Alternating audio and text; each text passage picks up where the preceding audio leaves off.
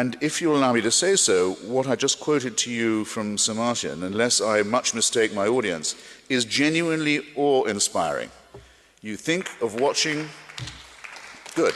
Now, I mean, really awe-inspiring, not like seeing a burning bush would be awe-inspiring, for example. Really awe-inspiring. You think of creatures gradually watching the sun die, and they're not us. And they're as far from us as bacteria, our ancestors, are from us. If that isn't mind-expanding, if that isn't awe-inspiring, then you don't have the capacity for awe, and you won't be able to get it from a holy book either. In other words, it's not a matter of whether you laugh or cry, it's a matter of how you think and what you think.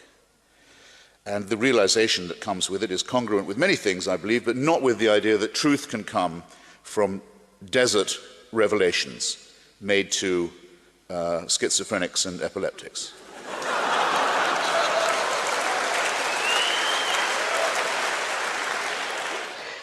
But both a man of faith and a man not of faith have completely slurped up the new civic myth and religion, which we identified as GWAT, the Global War on Terror.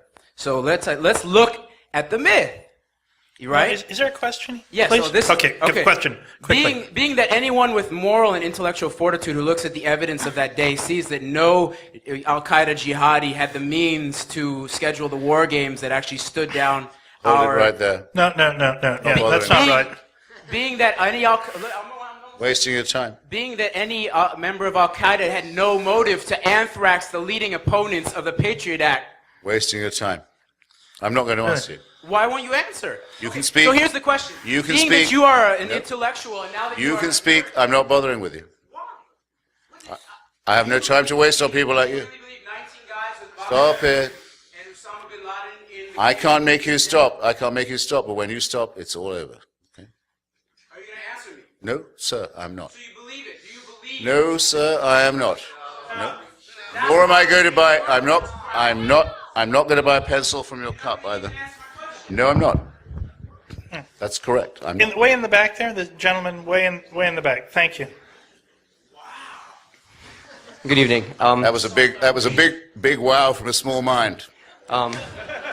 Forget it. I have no time to waste on people like you. Very. What kind of person am I? Don't. He's insulting me. He's insulting me. I can't respond to him. No, leave him alone. Leave him alone as long as he stays quiet. He had his turn. You heard his question. I'm not wasting my time on him. Next. Some religions simply are rackets. Scientology, for example, or Mormonism. It's nothing more than the record of a successful con job. But the spiritual life can't be entirely reduced to that, and here's the problem. When you ask, do people really believe that? There can't be an answer to it, because they don't know any more than you do whether there was a virgin birth or a resurrection. If they say, I believe it, they're still believing in something that they have to know very probably didn't take place. So what are they asking us to believe? They're asking us to believe their propensity to faith, in other words, to take something on faith without argument or evidence. Well, if somebody wants me to believe that of them, that they will do that, then I will, but I feel that they're arguing against themselves and probably doing themselves an injustice. Religion and science can coexist in the same person, that's true. Now, I know Francis Collins. He's brilliant on the genome, but if you've read C.S. Lewis, you don't need to read him on religion. It's unbelievably naive. Sir Isaac Newton was an alchemist, a very strong, if rather superstitious Christian. He thought the Pope was the Antichrist, might have been onto something there. But a very weird, full of very weird beliefs. I thought if you knew the measurements of the old temple, you'd know more than if you understood gravity. Alfred Russel Wallace, who did most of Darwin's work for him, was a spiritualist, would go to table rapping sessions, listening to burblings from the beyond. Joseph Priestley was a Unitarian and believed in the phlogiston theory. Couldn't that be a late? It's really only until, I would say it's only until Albert Einstein, not until, I mean, Albert Einstein, that you get a scientist who's also essentially a philosopher of pure mind. That's the great breakthrough. And now you can have private beliefs and be a scientific person, but no one says my science helps to vindicate my religion. No one says that anymore. That's not doable. It's a strange thing, isn't it, when you are on a bus now and someone starts talking about how they've got a message from God. I don't know, maybe I'm different. Do you move nearer them? I thought so. It was a Catholic, not just a Catholic physicist, but actually a man in holy orders, Georges Lemaitre of the University of Louvain, who in the 20s anticipated the idea of the Big Bang, quarreled with Einstein about it, said that he didn't call it the Big Bang, that comes later, he thought of it as the egg from which the universe suddenly burst. He took it to the Pope, Pope Pius XI it was, and the Pope was so impressed, being warned that this theory was likely, that he offered to Father Lemaitre, Professor Lemaitre, he said, if you like, I'll make it dogma. I'll say that people have to believe it. He said, well, actually, very nice of you, Your Holiness, but that would be sort of missing the point of a scientific experiment. That's what I mean by saying this mentality is not congruent, not compatible. It's not really reconcilable. Who's, by the way, another Christian scientist, or rather, a scientist who is a Christian. I won't make that mistake again. You know what Mark Twain said about the work of Mary Baker Eddy, the Christian Science writer, founder of it, her books? Chloroform in print. This is a digression. It's a digression. I can't write a book for everybody I meet, which I discovered on this tour I would essentially have had to do. They say, listen, I don't believe in the virgin birth, I don't believe in the rapture, I don't believe in predestination and hell. And so people who've said up till then that they're Catholics, Calvinists, Muslims, they say, well, that's what your texts say, that's all I can write about. If you're all going to take it a la carte and decide which bit you believe, I still want to know on which authority you don't believe it. Now, you're interviewing me, as it were. Yes. But so I shouldn't return the question. Oh, please go right ahead.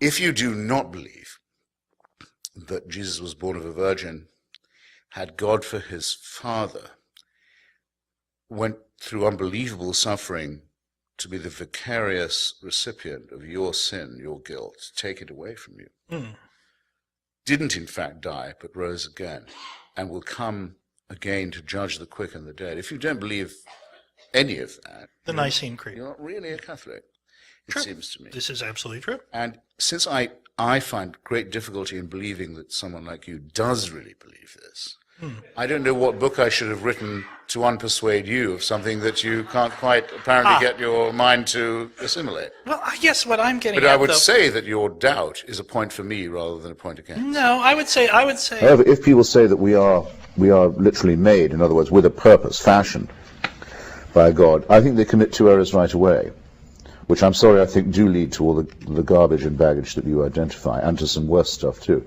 Here's why. It's at once, it's too masochistic and it's too solipsistic. In other words, it makes you, as the Quran says, fashioned from a clot of blood, or the Bible says from dust. That's what you are. But incidentally, with original sin stirred in. So there you are, effectively a worm, the prisoner of an omnipotent dictator. But as if to compensate for that sort of abject, groveling analysis of your condition, you're told that the whole universe is all about you, and that the God has a plan with you in mind, and that you are in some sense the center of things as well. Now, both of these things are extraordinarily unwholesome for the human personality, and they also are remarkably out of conformity with anything we can recognize as cosmic or global reality. Okay? That's why the religion really began to decline when it was revealed that the sun does not go around the earth, and by analogy and in general that we are not the center or the object of things. The Big Bang did not occur so we could be here.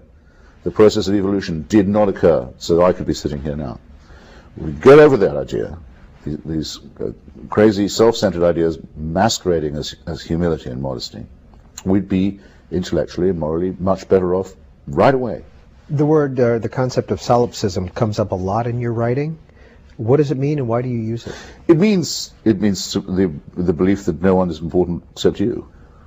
So I have to use it a lot because it's a very commonly encountered belief, and very often, of course, the people who have it don't realize they've got it. So it's your agreeable job to point it out to them. That's what they're suffering from. But I would feel ashamed of myself if I did pray, because that is what solipsism. I'm afraid that's what the lady was suffering from there too, for all her obvious sweet and genuine character.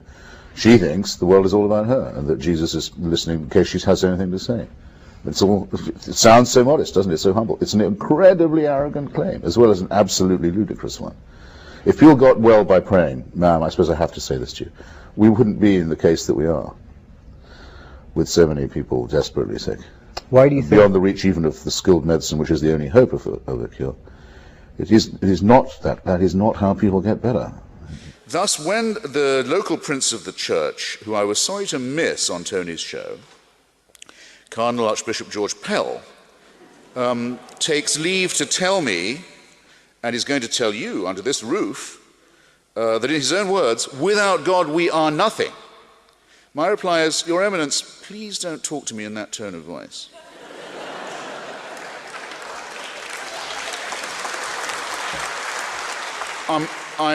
I'm not a slave, and I'm on the side of anyone who is in their emancipation.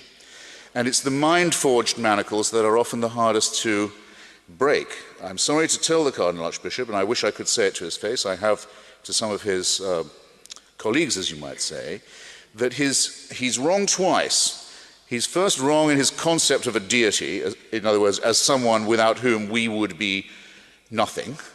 And he's wrong, second, to declare that we are worthless without agreeing with his concept of that concept. And I demand to know how he knows.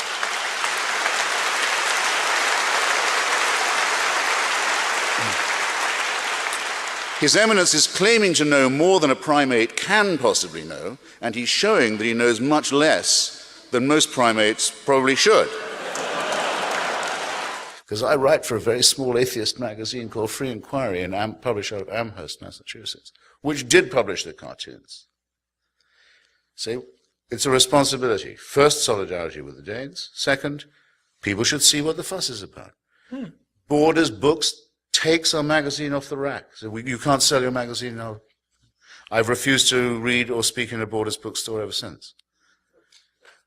The least I could do. Unless they really, really, really offer me a lot of money. And a complete capitulation, a total capitulation. And people say, why do I focus on the extremists? Because the extremists have the initiative, and His Holiness the Pope condemned what? The cartoons. The State Department condemned the cartoons, not the violence, not the campaign of intimidation. The Archbishop of Canterbury condemned the cartoons. Every church I know of condemned the blasphemy of the cartoons, not the campaign of murder and sabotage and intimidation. In other words, ladies and gentlemen, the barbarians are not at the gate. They're not at the gate. They're well inside. And who held open the door for them? The other religious did. Now get used to this, because you may be living in the last few years where you can complain about it. Because the religious really mean this, you know. They are not just joking. They really mean to abolish everything you care about, and they want to take away everything you love, and to destroy everything you have, and to replace it with a Stone Age ideology derived from the desert of Palestine in a very bad time in human history. Now, and just because they were there first, they think they own everything, and they think they have the right to tell you what you can think, who you can sleep with, what you can eat, what you can read, and they claim the right to make you afraid, even to read, in the United States of America this year. So I don't want to hear from anybody that my book says, well, don't judge religion by its extremes, okay? Don't do that. It says, and do you think that unto such as you, a maggot-minded, starved, fanatic crew, God gave a secret and denied it me? Well, what matters it? Believe that too. To this magnificent astronomer and scientist and physician and humanist of Persia, who opposed the cruel, sadistic, verminous, ignorant mullahs of his day, I borrow the question, what is your authority for saying that you know something that I don't? And since God doesn't ever directly appear and say, do it this way, it's done for him, this is really convenient, by human representatives who claim to act in his name. So that's why I think your standard of proof should be a great deal higher, because if the reason this point is important to you is because it would mean real